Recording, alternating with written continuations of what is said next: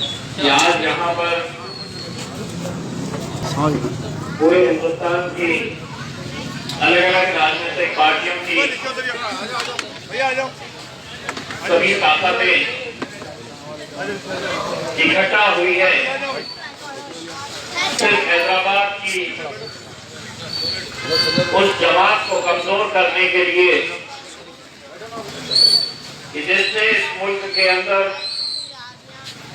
हम सबको और खुसूसन यहाँ के नौजवानों ने अगर हमको कुछ सिखाया है, और सिर्फ हमको ही नहीं, इस मुल्क के तमाम मुसलमानों को अगर कोई सीख मिली है हैदराबाद के नौजवानों से, तो वो ये मिली है कि असदुद्दीन अवैसी साहब की क़यादत के अंदर इस मुल्क के अंदर अगर रहना है तो हमको सर ऊंचा करके और सीना चौड़ा करके चलना पड़ेगा। ये ताकत आप लोगों ने, ये सोच आप लोगों की वजह से आज पूरे मुल्क में हमें देखने को मिल रही है। जो लोग कहते थे कि मजलिस इत्तेहाद और मुस्लिमीन महज एक हैदराबाद की उतनी जमात है, बाहर इसकी कोई पहचान नहीं, बाहर इसके ना तो कोई सांसद, ना कोई विधायक, ना कोई एमएलए, ना एमपी, ये सिर्फ हैदराबाद की उतनी जमात है।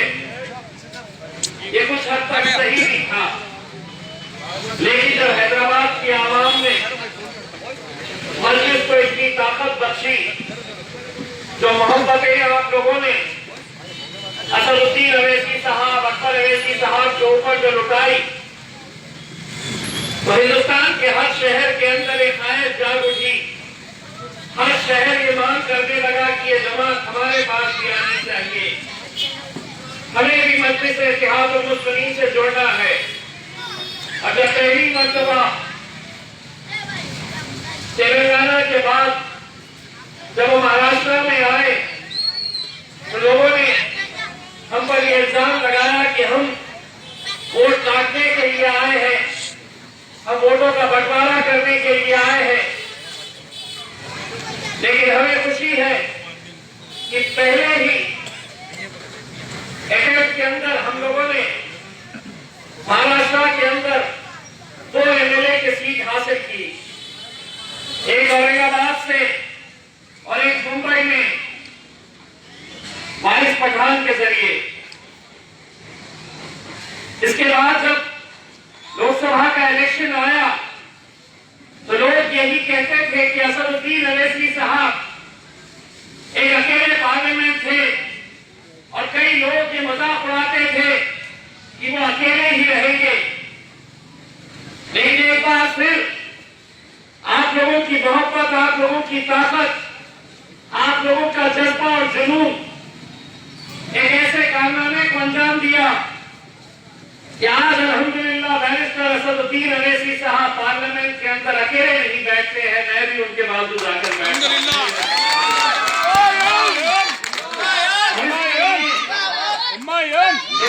इम्तियाज जलील साहब जिंदाबाद, इम्तियाज जलील साहब जिंदाबाद, खतीब मिल्लत जिंदाबाद, खतीब मिल्लत जिंदाबाद, खतीब मिल्लत जिंदाबाद। ये जोश एक तारीख के लिए बरकरार।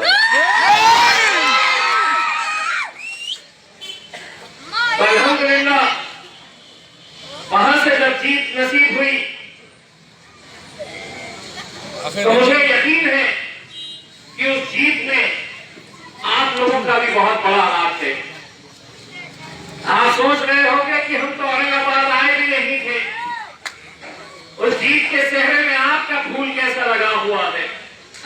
मैं पूरी यकीन, पूरी जिम्मेदारी और पूरे दावे के साथ ये कहता हूं कि आप लोग भले ही उस शहर में नहीं आए, हमारे लिए वहां पर आकर मेहनत नहीं की, लेकिन मैं पूरे यकीन के साथ कहता हूं जब भी आप लोगों ने दुआओं के लिए हाथ उठाए, उस दुआओं के अंदर हमारे नाम का भी जिक्र आपने किया, और उन्हीं दुआओं का नतीजा है कि अल्हम्दुलिल्लाह कि आज ये जीत हमको वहां पर नसीब हुई।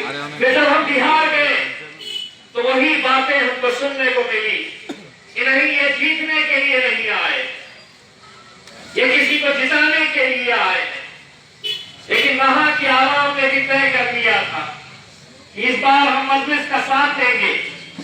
और हुआ क्या, हमने 5 सीटें क्या जीत ली, पूरे मुल्क के अंदर एक भूचाल सा आ गया है।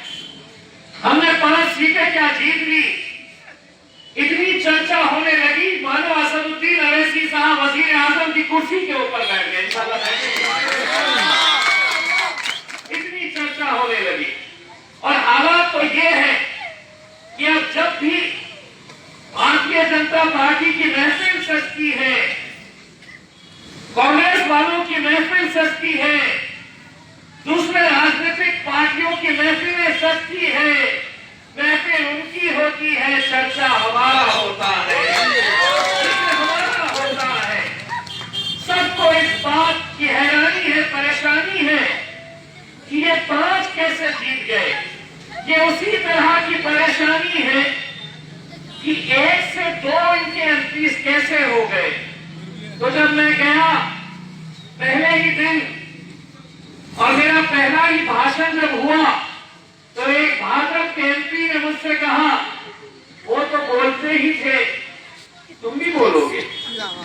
मैंने कहा मैं ही नहीं, इंशाल्लाह पीछे से और भी आने वाले हैं और सब बोलने वाले ही आते हैं, क्योंकि मध्य भूखे मुख्य शहरों की जमात नहीं है।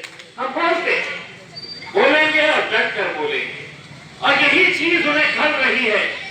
और उसी का नतीजा है कि आज किसी भी बल्दिया के इलेक्शन में, किसी भी नगर निगम के इलेक्शन के अंदर, पूरे हिंदुस्तान के अंदर मैं यकीन के साथ कहता हूं, एक बल्दिया का इलेक्शन, एक कॉर्पोरेशन का इलेक्शन, गली मोहल्ले का इलेक्शन क्या होता है, लोकल मुद्दों के ऊपर वो इलेक्शन लड़ा जाता है।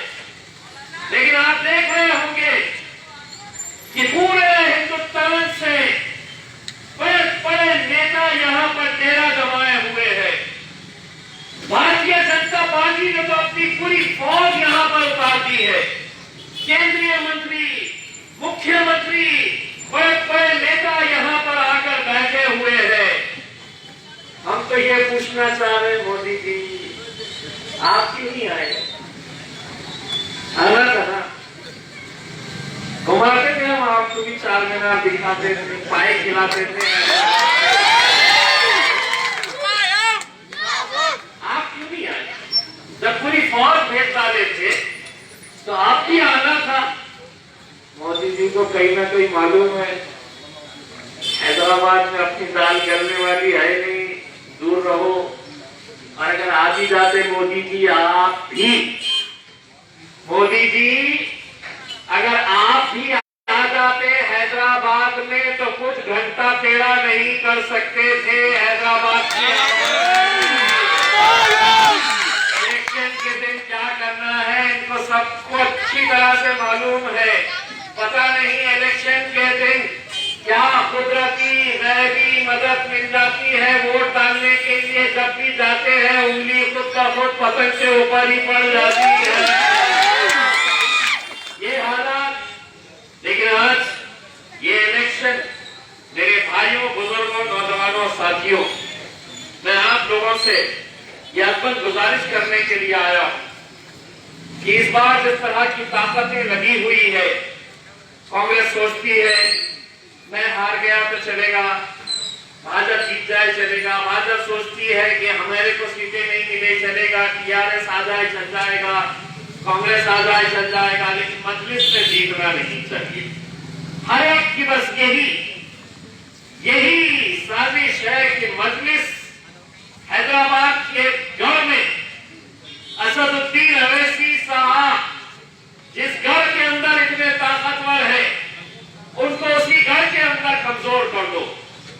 अगर वो यहां कमजोर हो गए तो वो आगे का सफर तय नहीं कर पाएंगे। इसीलिए भारतीय जनता पार्टी का एक नेता है, उसने कहा हैदराबाद में आके कि अगर आप हैदराबाद में असदुद्दीन से वोट देते हैं तो वो उत्तर प्रदेश में ताकतवर होता है, अगर आप यहां पर में वोट देते हैं तो वो पश्चिम बंगाल में ताकतवर होता है। इंशाअल्लाह उनकी पूरी ख्वाहिशें पूरी होगी, वो जरूर ताकतवर हो गया।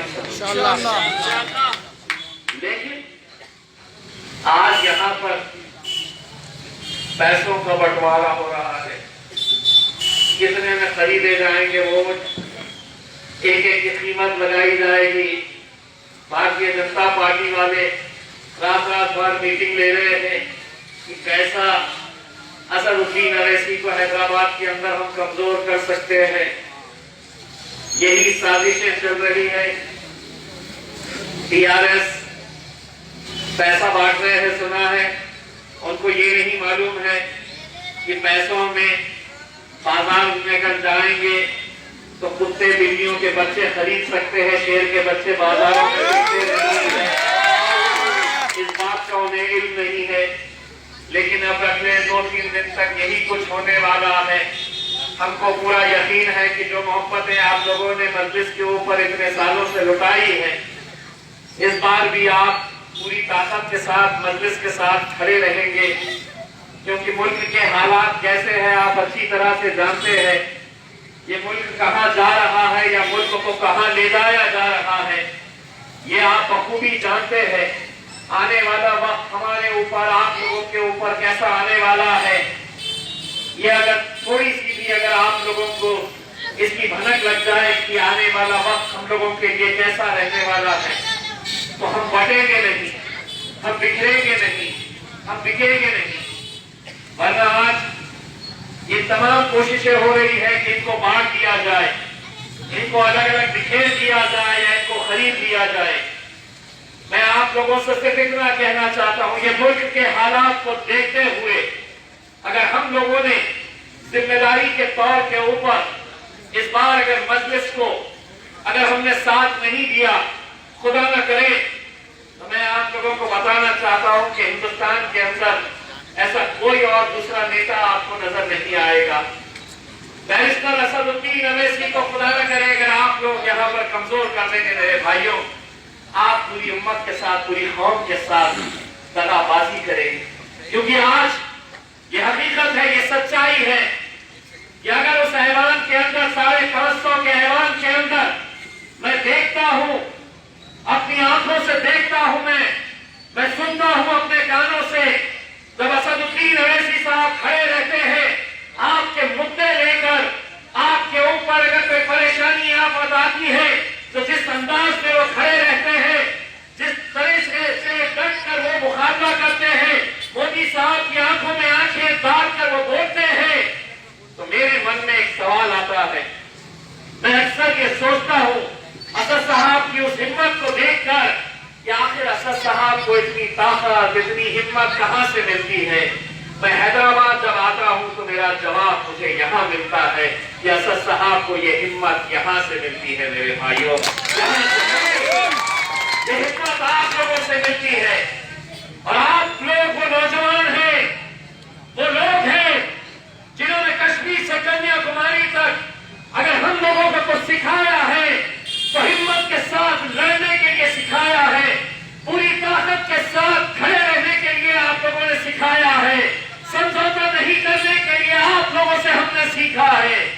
लेकिन अगर हम बहक गए, हम भटक गए, तो यकीन मानिए जो एक सपना हम देख रहे हैं आप लोगों के लिए, आने वाले मुस्तकबिल के लिए, हमारे बच्चों के लिए जो एक ख्वाब हम देख रहे हैं, सिर्फ हैदराबाद नहीं, अब हैदराबाद से बहुत आगे चल चुकी है बात।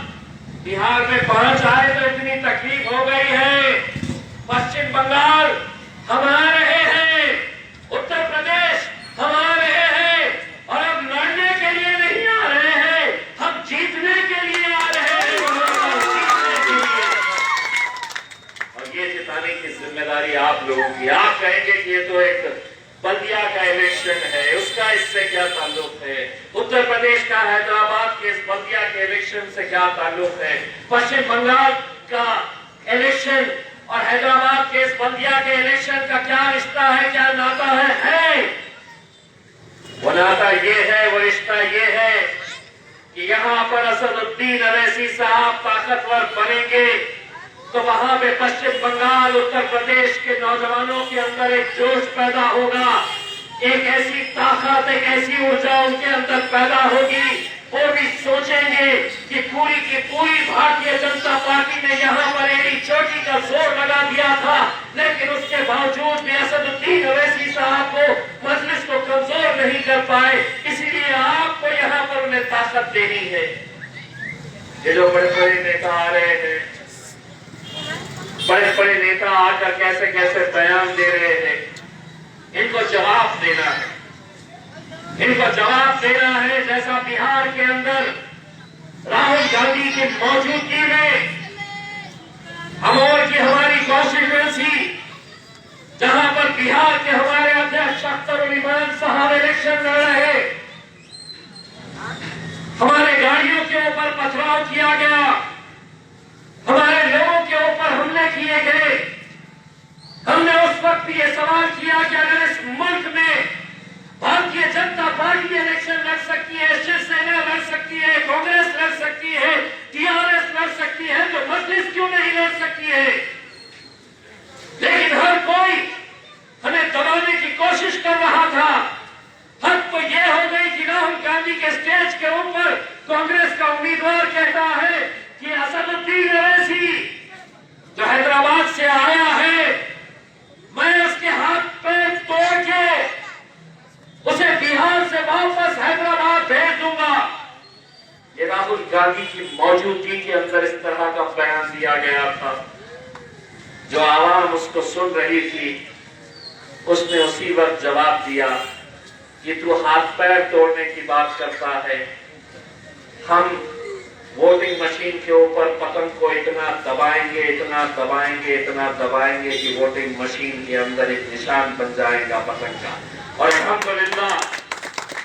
अल्हम्दुलिल्लाह जब नतीजे आए, तो जब हाथ पैर तोड़ने की बात कर रहा था और हमारा उम्मीदवार पहला इलेक्शन 90,000 वोट मजलिस-ए-इत्तेहादुल मुस्लिमीन ने हासिल की, और जो हाथ पैर तोड़ने की बात कर रहा था वो 20,000 के अंदर लपेटा गया। और यहां पर भी इसी तरह की भाषा का इस्तेमाल किया जा रहा। भाजपा वाला एक नेता कहता है असदुद्दीन अवैसी और अकबर अवैसी को मैं अपने पैरों के नीचे रखूंगा अगर हम चुनकर आ जाते हैं। दूसरा कहता है कि तुम लोगों के ऊपर मैं सर्जिकल स्ट्राइक करूंगा। क्या होता है सर्जिकल स्ट्राइक? क्या मारोगे? हमें खत्म करोगे? ये डराने का दौर गया, खत्म हो गया। गए वो दिन जब तुम डराते थे। अब मजलिस का दौर है। पहले तुम बोलते थे, हम सुनते थे, अब हम बोलेंगे और तुम्हारे बाप को भी सुनना पड़ेगा। जो आ रहा है मानो असदुद्दीन अवैसी की सब्जी तरकारी हो गई है। एक बार तक काट देगा, फेंक देगा, मार देगा। कभी देखिएगा 56 इंच उनको बोलते हैं, 56 किसको बोलते हैं? यहाँ पे आके देखो जरा, असदुद्दीन अवैसी से एक मरतबा हाथ मिला के देखो तो तुमको समझ में आएगा। लेकिन ये है कि किसी तरह से यहाँ के माहौल को खराब करो, इस तरह के बयानबाजी करो। इलेक्शन है, हम इलेक्शन की तरह लड़ेंगे। बाकी की जिम्मेदारी हम यहाँ के प्रशासन, पुलिस के ऊपर छोड़ते हैं।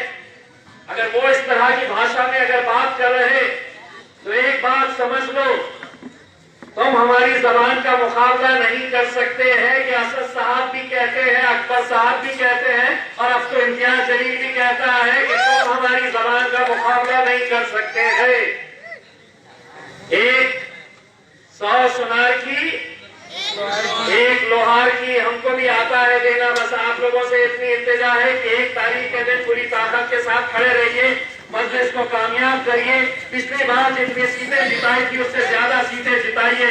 और इंशाअल्लाह हम आपसे उम्मीद करते हैं कि 4 तारीख के दिन जब नतीजे आएंगे तो इसका जश्न सिर्फ हैदराबाद नहीं मनाएगा बल्कि पूरा हिंदुस्तान मनाएगा। बहुत बहुत शुक्रिया।